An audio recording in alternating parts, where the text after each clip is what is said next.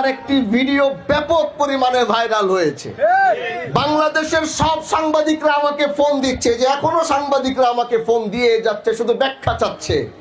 কোথায় আজ থেকে 1-1.5 মাস আগে একটি বিচার করেছিলাম, সেই বিচারে সর্বোচ্চ সুষ্ঠু সমাধান করেছি। কারণ তারা আমাকে ছাড়া বলছে যে আপনি না থাকলে এই বিচার আমরা বসবো না, মানবো না। ঘুরতে ঘুরতে তারপরে বসেছি।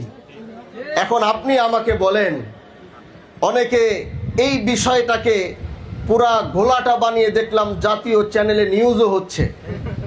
তো এই কথার যেহেতু কথা বলছি, কথাটি বলে দেই তাহলে ভালো হবে। আমি সেই বিচারে বসেছিলাম, কারণ এই দেশের সবাই জানে হানজালার বিচারে কোনো ধরনের অনিয়ম হওয়ার কোনো সুযোগ নাই।